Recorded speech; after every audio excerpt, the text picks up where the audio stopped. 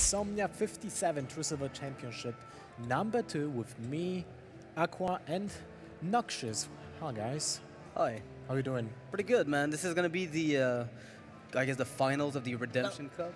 That's what I wanted to say. Right. We have 2 matches left, and 2 of those will be finals. But before the final of the Truesilver Championship, we will have the final of the Redemption Cup, which is the side event of the whole event here, right? So 69 players were starting in the side event, and they were battling for the 1k pound prize for the first place. We have 2 players left. Those are ElkY and Greensheep. ElkY, what can you tell me about those players? Well, ElkY, as we know, is a poker professional, also playing for Team Liquid. And I had a chance to interview him this weekend and kind of find out what his personal life is like outside of HearthStone and how he juggles being a poker pro and a HearthStone pro at the same time. So he's got a lot of work ahead of him. But Greensheep is no stranger to this event. You know, he's been in this situation before at the old Insomnia, where we played for like £2,000 back then. So I think it's going to be an exciting match.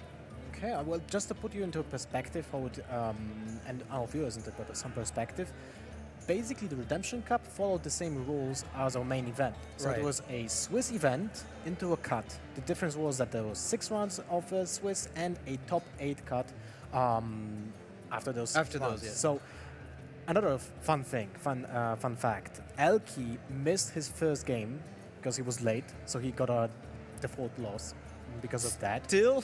And started with a 0-1 deficit, and still won 5 games after that and advanced to the top 8 from the 8th place. So he went to the cut from the last place. He was paired against the first player after the Swiss and won all of the matches in the single elimination top 8 to the point that we are not right Not now, bad. which is the final between those 2 players, ElkY and Greensheep. So just for the viewers to know, the top 4 was also Duckboy and Ivan Flock. Yeah, being a Magic the Gathering pro, we've seen quite a few of those playing Hearthstone.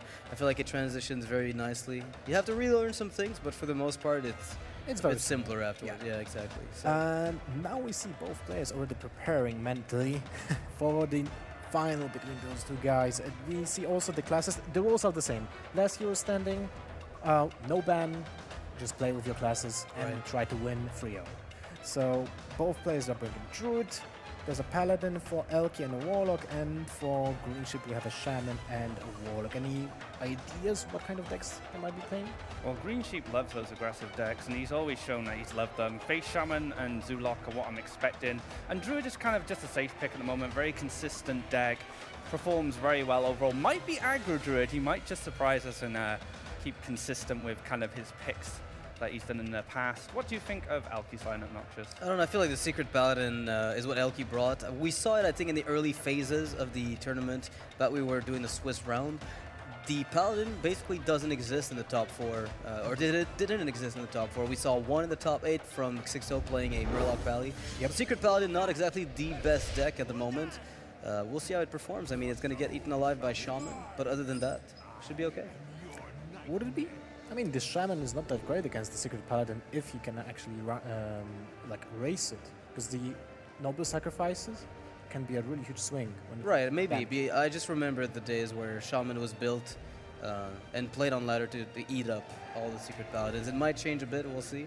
Zoo versus Zoo it is, and for now it's going to be a battle of who can trade the most efficiently and get the best explosions. Yeah, the best explosions combined with best jugglers. Yeah. We did see a big game Hunter in Greensheep's mulligan hand there. He did throw it away, so that might give him an edge when fighting stuff like Sea Giants and Dr. Boom. Depends what variation of Zoo we'll see from these players, because you have like the Leroy Sea Giant versions, but you also have that traditional Doomguard variation as well. I like the maybe the inclusion of BGH working well in tandem with Abusive Sergeant and some of those clunky mid-game cases where you can't remove a big minion. Yeah, that's a good one. The Hunter Creeper that is coined out on turn 1 gives out some information for ElkY, right? There will be most likely an Abusive Sergeant or other form of buffing the attack for the Hunted Creeper to trade with the Flame Imp or in Knife Juggler, right? We see that there's, of course, Knife Juggler and there's some form of buff for the Hunted Creeper, but the play with the 2 Void Walkers kind of counters that. Right. It's a bit interesting here because on one end, you know, if you play the Direwolf Alpha, you're telling your opponent, well, I was thinking of killing your Flame Imp with my Direwolf, and that was really just it. So he thinks there's no change to your plan, but your plan was actually to get the Creeper to pop, so that might give ElkY some false information. Double Voidwalker sets up a nice wall here, protecting ElkY's Flame Imp, who's a very valuable minion at the moment. It can trade into a lot of the early stuff coming from Greensheep. And this is such a nuisance for him now. What do you do? Do you play the Direwolf and reveal a potential plan you had earlier, but you don't want to just throw the Knife Juggler in and say, okay, Flame Imp, just trade into him, or use an Abusive Sergeant. So this is all he could really do. Just chip away at one of the Voidwalkers. Okay. A bit of an awkward position, but again, I mean, it's back to what we were talking about. There's a good trade being offered here with the Direwolf Alpha. I think I like that. Get the Direwolf Alpha down, get that 1/1 to take out that Direwolf and the opposing wolf, and then the Flame Imp can push some damage. You could even pop open the Spider, I think, as well. The Gang Boss is fine, right? I would say you would even like to have an option of just trading with one free Voidwalker into the Direwolf. Right, you use the 2/1 attack minions, and then you play the Gang Boss is what I would consider here, because that way you've got a board that you can use against Juggles, and you've still got something very resilient on the board. I like both lines of play, but Gang Boss felt pretty nice. Yeah, that Voidwalker is going to do some extra work here. Soaking up a hit from the Spider first, then taking out the Direwolf Alpha. And now ElkY's in there. Oh, he goes for the value, actually. Yeah, makes I like that. That's nice. Just building that massive strong board against the Zoo. And this is a very momentum-based matchup anyway. And right now, ElkY's just running away with it with all these minions on board. If those Juggles will miss, this will be a serious problem for Greensheep. So now is the question, do I want to go for the really risky play, or do I go for the in-game boss, which is not that bad? Oh wait, if they miss, can you play Sea Giant? No, never. Well, you decrease the amount of mana by one by just attacking, which remains the same because you played the Knife Juggler. Right. Then you gain 1 minion more on the... If you miss with everything, you gain 1 mana with the Haunted Creeper, but that's about it. Right. I like the Flame Imp here. It's a more sticky minion on board and might play into the Sea Giant plan much easier, generating more imps. But not only that, it's a nice Argus target as well. It's a bit of a nuisance to deal with without Abusives and Iron Beak Owls, but we've already seen one Abusive from ElkY, so I quite like this. Yeah, I feel like right now one of the biggest problems that ElkY may run into is if if no life taps come up, and somehow the Greensheep gets a crazy board. We know that there's a Sea Giant. ElkY probably is aware of the type of Zoolock we're talking about here. So if he's playing around that, then being very cautious with the amount of minions he lets on the board is crucial for him. And an in-game boss of his own coming from ElkY's side. Again, the pressure is still on here. And a lot of minions down on board, and Greensheep's going to have to do some catching up after his own in-game boss. I really like the way that ElkY played this turn. Very well done. Played around not only the Sea Giants, but also around the Defender of Argus. Any kind of buffs, another maybe Direwolf Alpha, so really well done by ElkY. I must say, I think he knew what he was getting into here. Probably. Like, it seems like he was aware of what was going to be coming his way. You might say that he saw the Sea Giant. Yeah. Sea Giant. It was seen. See those giants, huh? But yeah, this is an awkward spot for him now. What do? Do you just throw an Argus down and hope for the best, not get much value there, and a 2/3 body I think it's isn't something that sticks around, right? I mean, if you kill the Direwolf Alpha and you play the Argus as a 2/3, it either kills the 2/1 on the right, or it gets value in the Flame Imp. Like, there's a few things it does. The one thing that's a problem as well for Greensheep is his health is getting low. And while ElkY has this momentum on board, he could be very much in lethal range very soon if Doom Guards pop up, or maybe a buffer like Abusive Sergeant, or even a Leroy if he's running it. So he's getting dangerously low now, and Greensheep's going to have some problems. If he gets Doom Guard right now from the top of the deck. Yeah, that's just the nuts. That's like the nuts. The nuts. Although that's a pretty good pickup either way. It's something you can use later on after you buff it. Not enough mana to play the Juggler and the Egg, but that won't stop him from getting the extra Imp from the in-gang boss if it trades. You could also just, get rid of your Abusive to not spawn more minions, to not cause a Sea Giant flood. I don't think that the Sea Giant is a problem, because if you count the mana, even if you spawn 2 more minions, you kill 1 more minion for your opponent, no taunts. Then still the Giant is only for 4 mana, and that doesn't necessarily change anything. Sorry, for 5 mana, because that didn't change any kind of, board position. So if you play the Sea Giant, you're dead to board. right? Not really respecting the Sea Giants here, but I don't think it's going to be Greensheep much of just an leaves. issue. Okay. It's like, nah, no, I'm not bothered. Does Peddler do any? Is there any Peddler, pickup that would have helped here? I mean, a Coil would have drawn a card, which could have been a Voidwalker, which could have at least stalled a tiny bit. Another Peddler. I don't know. I feel like there may have been a slight chance of just stabilizing into getting a crazy Sea Giant turn. I think the chance was when you could have played the Juggler into the Haunted Creeper. That was the chance. Early, Yeah, that was the chance to make a comeback, to go for the risky juggles and maybe snipe 2 1 HP minions. And if you have done that, then maybe the game would have been looking differently. Yeah, but Right. he went for the play for maybe just hoping that ElkY will overextend. And Greensheep would like to play his Giants for almost 0 mana, right? Then toned it up. I really like the way ElkY traded that turn. That turn was very, this is pretty much a Zoo complicated turn, right? Sometimes you'll look at Zoo, it's very straightforward. You sometimes get complete blowouts. But that was a turn where you had to think about the trades a lot more than simply just going face with everything, even though you're in a commanding position. So it's going to be the Shaman from Greensheep against the Zoo. How do you feel about this matchup? This is interesting because I thought that Zoo is a really good counter to Face Shaman in general. Yeah. Because it's so board centric that we saw that. What was the match? That was between Modern Leper. Modern Leper playing the Shaman. There was a match where he played that. There's Ignite as well, who played a Shaman against the Zoo. That was the at some trade for the egg and a crackle to the spider, right? That Yeah. was against a Zoo, and we have seen in that particular match that Shaman cannot do the same plan for the game as the Zoo has, Yeah. which is board centric control. I think you can start off a little bit board-centric, but you have to decide at one point, now it's time to go face, now it's time to throw spells out. And Totem Golem is a great minion for tackling Zoo. It has a lot of health, it's very cheap. You can trade into a lot of their earlier stuff. The only thing it really struggles with is probably Ink Gambos at the start, and maybe Bran. But Totem Golem is just such a great minion to deal with some of the early pressure from Zoo. And once you've traded away, let's say a few turns, then you can start putting on the pressure. And that's where Zoo really struggles, because they need to tap sometimes to find resources, so they just end up killing themselves here. Yeah, if you can just put enough pressure, you'll be fine. I feel like this Abusive Sergeant opener, although it might look okay in many cases, is not good enough. One of the things you can do here if you're Greensheep, and that's going to sound weird, is Totem up, because if you find Stoneclaw, you're protected 2-1. If you find Healing, it's a setup for the Totem Golem. If you pick up the 1-1, then you can finish off the Voidwalker, and spell damage will be preset, and it will force the opponent to trade into it as soon as possible. He uses a Crackle over the Rockbiter there. It Like still that. allows him to play the Totem Golem, and the Rockbite has a lot more value with that Doomhammer. That just does so much damage. Usually finds more damage than the Crackle itself, but I like the clear of the egg here. You don't want to deal with a 4-4 at this point. This Abusive Sergeant is doing some work. Yeah, I really think the Crackle was somewhat of an unintuitive play, because most people would either develop the Totem Golem, losing value in the process, or play the Rockbiter and lose their turn. But you do need to keep that for later. I was kind of surprised by the sequencing of this turn. The tap last. The tap last. Yeah. If you would have maybe It's a new tournament called technique. a second Voidwalker, would have played that probably instead of the Haunted Creeper. Sure.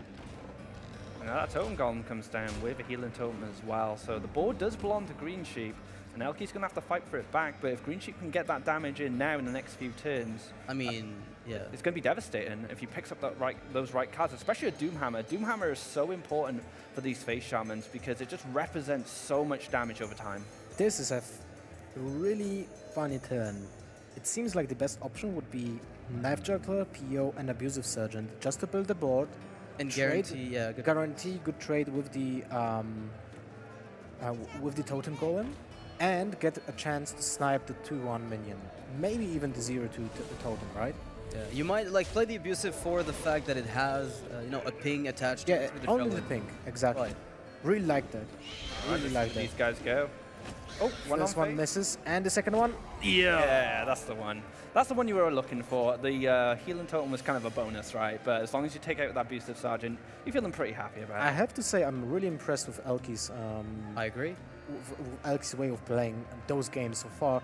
I still remember when he started playing Hearthstone, the first tournaments he was playing, he was off his game. Like definitely, he didn't have that knowledge of how to play the current the matchups that he was playing at that time. And now he is playing it really well. Yeah. Navigates so well in those games. Yeah, I recall in the Seed Story Cup, he did claimed that he was probably the worst player and wanted to play the easiest deck, so he brought like, you know, an array of very easy decks to play. However, I feel like since then, every single time I've seen him play a game, his zoo especially, I want to say the zoo plays that he makes are very on point. Every single time, right? I don't think I've seen him make any funky plays that are trying to be cute. They're always very solid, and he doesn't life tap recklessly when he doesn't have to either. True. And he And showed now- a lot of strong analysis when we were casting with him at Katowice as well, so he definitely has the game knowledge. But like I said earlier, he is juggling a poker career and a Hearthstone career as well, so splitting your time between two games can mean that you don't have enough time to invest in decks like control decks and combo decks. So sticking to stuff like Zoo, mid-range Druid, Secret Paladin is probably a good bet for ElkY, and just playing to his strengths. Well, hello there. Totemic. Did not expect this lovely thing to come up. Yep. That's a new thing to me too. I mean, I love the card. It's really Right. powerful. But I think if I'm playing the Oh, Wow. I just wanted That's to say the guy you want to see. if I'm playing the Phase Shaman, I'm usually sticking to one kind of strategy for the deck, which is most likely burn. Yeah, like complete well, burn. And this that, is like a hybrid. But when you have the guarantee of getting a free 4 minion for 0 mana, I don't hate that. I would play that. Doesn't even overload you. Why not? No drawback. I just feel like in many cases, what the Deskar Totemic does, it forces the opponent to wonder if you're playing Flame Tongue Totem in your deck just because you have it, and then because you're Phase Shaman, they end up having to trade into it. Sometimes you pick up a Mana Tide that's pretty clutch, Stone Claw to just give yourself a little bit more resilience. I think this is pretty frightening for Greensheep. If you look at ElkY's hand, he could drop another Giant, he could drop the Voidwalker first, drop a Giant, even tap if he wanted, and then the next turn he Arguses up to 8/8s. Now, how does a Phase Shaman get through that without a Silence? And we've already seen an Earth Shock on an Egg, so how does the Phase Shaman get through that? there's no way of getting through that unless you play Elemental Destruction. This is a very uncommon, I mean, in a list which contains the Tuskar Totemics, I'd be surprised to see Elemental Destruction, but I'd like to see it. Ooh, the 8 damage to the face, which is basically game next turn. As soon as that Giant came down, I saw a raise of the eyebrow from Greensheep like, oh really? I have to deal with these two now? I just don't think it's going to happen. I think the Argus will seal the game here, and Greensheep might just consider conceding. It's like, I don't have to deal with this, the stress of dealing with these 9/9s on board. I mean, we're talking about, he can clear up 2 minions here if he wants, right? Well, he can kill one of the giants, but that's not the way. You might be able to win on the back of this, though, just because your burn is bigger than like the Warlocks can muster. And if he's starting to trade with the Giants in fear of you holding the perfect cards, there's a slight chance you're able to pull it together. Because this Trog is getting really huge. Oh, 5 wow. damage. Nice hit. Wow, the perfect amount of damage needed. Look at that. That's a lot of damage coming from the Trog. Well, there's going to be 5 to face now. The Owl can silence it, take it down to a 1/3, and then he can Argus to 12, 13, 15 damage, not enough. And a lot of damage from ElkY as well in the future. He has low feb to lock up any potential spells. If he's feeling threatened at all, it just drops low feb and says, what are you going to do about it? And then you've got that power overwhelming for later to finish off the game. ElkY's in such a solid position here, and Greensheep's going to need to find something like a Doomhammer to start chipping away at this health. Yeah, it doesn't even have the mana to play it because the overload, which makes the Shaman position here pretty much a losing one, right? And It's almost Greensheep's reaction is like, ooh, I can't. That hurt! Yeah, that hurt a lot. Yeah, the eyes said everything. And I now was thinking about the low tap instead of the Defender of Argus. Right, I liked that a bit Because of better. what we said, Aqua, it would be like locking down the Shaman from playing anything because of the 4 overload. Not a single spell could have been played, right? and it would protect the Giant from spells specifically, and that's how Greensheep dealt with the He last is one. And getting look a at him. trade here with a spell damage totem and the rock biter and the abusive. And that keeps him alive for another turn at the very least. So 5 damage on board. Doomguard would finish this. This almost does, but not Ooh, quite. an implosion. You can play both, and you can't tap anymore, I think, even though your opponent has 0 cards. But he played 2 Ancestor Knowledges. Right. So there's only 1 draw left Yeah. each turn. So I maybe like it's the even worth it. implosion here over the low feb. I would like to keep the low feb for a moment where you feel like you're threatened, like by a spell to finish you off, like a crackle. Or if he has 2 cards in hand, lock out those 2 cards. There's 0 cards in Greensheep's hand now. But you do log the game though with Lothar. I think you just go for the low tap, deal 5 damage to the face, Right. and that's it. See what happens. Yeah. It's Because- hard not to get the extra 5 next turn. Yeah, well, you have the low tap. Yeah. So that's exactly 5 that you need, right? Be pretty tough not to win this, unless Greensheep plays a funky Lightning Storm for full mana cost, but I doubt it. And that's about it. The Escape Concede will be the next play.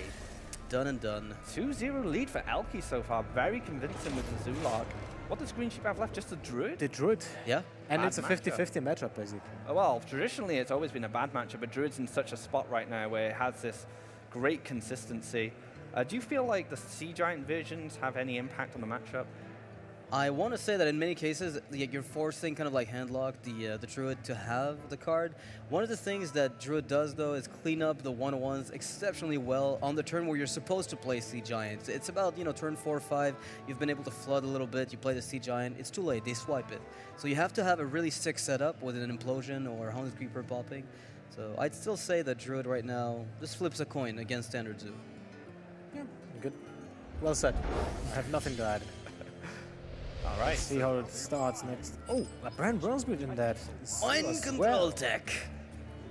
Looks like he is teching a little bit to fight the Zulok. This may just tilt things in the Greensheep's favor a little bit more, having those mind control techs instead of Shades of Nax. And that was quite popular for a little while. I remember Casanionog at PAX, and a lot of the Druid players, including Admirable and TJ, were running these mind control tech versions. The combat or the aggression that was going on, Secret Paladin, Zuloks. So this might play in his favor. Right, even Ness, I think, was playing MC Tech in his list for Druid. So Life Coach playing around it, didn't really get punished too much by it, but it is a card that has the potential to single-handedly turn a game around that looks lost. There was a competitive game of recent memory where the Brand Bronzebeard was stolen with MC Tech and the heal bot was played for 16 health gain, which was absolutely insane. Right, Haunted Creeper going to challenge these little Groots. The more Groots he summons, Roots. the more... Okay, this just got serious. That's how you win, if you want to win. Yeah. Some little guys. But these little guys do play into the Sea Giant strategy. None of them in ElkY's hand at the moment. Bran going to come down as a body here. Maybe get double Defender of Argus, maybe double Peddler in the future. This Bran is a threat. He's going to have to deal with it. Yeah, the This thing is, Brand if you has to don't, be dealt with instantly. Argus turn? Nope, not letting that happen. Double Gormok from Bran is just beautiful. It just feels so good if you're able to pull that off. Greensheep might be tempted to use the Keeper to silence the Haunted Creeper, Right. and I think he's actually doing that. He's gonna have to coin out that Living Roots with true damage. That's exactly the plan if he does this. Okay. I like this a lot, actually, because he gets a minion on board. The Wrath just... Could have went for the Wrath and the trade, but this he wants to develop as many minions as possible. We've already seen ElkY swarm Greensheep in 2 games, so he just want that to happen again. Implosion could still do a ton of work here for ElkY, assuming no swipe and a successful 3 or 4 on the Implosion. So that's the biggest, I think, moment for ElkY's game right now, to decide which way you want to go. Do you go for the Defender of Argus to kill the 1-1 with your Haunted Creeper and Beyond Mercy, right, of the swipe, or play swipe into play Implosion into swipe as well, but if you roll high and then have a you have a chance of playing the Gormok next time if there's no swipe, that's really rewarding, or you just play these kind of passive 2 double 1-drops. And he My picks God. up pretty much the nuts. And no swipe to punish as well, so ElkY is rewarded for kind of a high-risk, high-reward play. Yep. And there we go. This means the Gormok will get to kill the Azure Drake, and I don't For think I've ever seen 0 as happy a mana. Gormok. This is insane. This is like this is the dream. The dream Greensheep is will be real. crushed. And down goes the Drake. When it's not the Boombot, it's the Gormok, right? There's always something out there for this poor Drake. Azure Drakes just get taken out all the time. They're just hated by all the... Yeah. They're just balanced. It's just because they're killable. Oh, wow, wait. That's Emperor Thorson. Force to trade either way, and then you have a combo that's reduced, but you do need a second copy of it. The problem is, if he just drops Thorson, he does get the reduction, but he doesn't really get anything that sticks to the board. Direwolf Alpha, Argus in ElkY's hand, lots of 1-1s as well, and little guys that take out that Emperor. So I know the play, then. You Wrath for Cycle on the Creeper, and you just top deck a swipe. And all That's is a good, great. That's a good play. I think that's the only way you can win the game. If you plan to win the game, that's the play. That's probably like one of the, if not the only one. Although you could still wait 1 turn, technically. I The don't exact same think play, but so. if buffs come out, you're pretty dead. I'd like to play the Wrath for one and hope just for the swipe from the top of the deck. That would turn the game around. Yeah, you can still get the decent slowdown, like we saw here, right? Gomar goes down, the Abusive goes down. You're taking 4 damage a turn. You might pick up something like a Nation of Lords or the Claw. You can stall a little bit longer. And off of the combo you've got, possibly with Savage War, if you fill up the board just a little bit more, you can still win. We'll see the next card from the deck, if that's a swipe. If it is. It's brutal. Yeah. And Argus is a card that could definitely make the swipe less effective now. Yep, Yeah. and those 2/2s are going to be able to avoid any potential swipes. And this board is just so dominating, so aggressive, and Greensheep is going to have to find something. And that's a swap! My god! You saw that. You called it, Levan. Unbelievable. That's my curse. The curse. I mean, he can still get a good swipe with the Innervate hero power, right? It's not completely impossible for him to salvage this, but it's going to take... Goodness, I feel bad for Greensheep right now. Punished for not taking the risks. Well, granted, there was still a chance that he could come back naturally through something like a good 5-drop and, you know, an Innervate play, without having to rely on the complete gimmick that Swipe was. But yes, it would have been My something god. of a winning play. Oh, this just feels bad. And ElkY's just going to replenish the board, much like Zoo does. And Greensheep will probably be stuck in the same situation he was in before, have to deal with an onslaught of minions coming from the Warlock player. And I don't know if Greensheep has the stuff to come back here. ElkY, if ElkY gets a good draw now, like a Doom Guard, he can just drop a Direwolf with the Doom Guard. You don't need it. You don't need it. You need nothing. You need a 1-drop from the Peddler with everything Yeah. you've already got, and that's it. You have 2 good 2-drops, and this is more than enough to divide the attention from the droid. Right? Let's see if Swipe Soulfire. can make its way into the hand again. Second Swipe would help. Voidwalker is better against that Swipe. Could have taken the Soulfire for a bit of extra burst, but like you guys say, it doesn't really need it at this point. Just absolutely brutal for the Druid player. Right, so Swipe here, not as effective because the Voidwalker came in, so you would be able to clean up everything barring a single minion. And a correct placement of the Voidwalker as well. Right next to the Direwolf Alpha, so this is no help. This And- is it. ElkY takes it 3-0 on the back of his Zoo. Very well played, I have to say. ElkY played it really well. The only turn one could have done differently was against the Shaman with the load up instead of defensive Argus. Both plays were fine. Apart from that, he played I would say that was the Flawless. flawless Zoo play from him. And the play that we're mentioning, right, the low-threat defender, it's not even, you can't even make an absolute case one way or the other. You can justify either one. I think ElkY just fantastic play from fantastically played. One of the best matches that we have seen during those 3 days. Yeah. So congratulations to ElkY. 3-0 against Greensheep takes the title of the Redemption Cup and 1,000 pounds to his pocket. He looks super happy as well winning that cup. It's a big. I think it's a good moment for his HearthStone career. You know, get a cup under his belt and move forward from there. You know, he's got a lot of prestige in the poker scene now, and now we can start building that in the Hearthstone scene. So I'm really happy for ElkY, and I'm glad he won. Yeah, from one card game to the next, right? Yeah, that's something we always say, that most of those players are not looking like the main thing they are not looking at. The main thing they are looking for when they're playing in tournaments is the title, is not the prize pool. Right, who cares, right? Like, they care probably a little bit, but for the most part, I think it's mostly these guys are competitive, so they just want the win. Exactly. Anyway, this concludes the final of the Redemption Cup, and the one match left for the final day of Insomnia 57 Truesilver Championships is the grand final for the main event. So don't go anywhere. We'll be back in a few minutes for the grand final.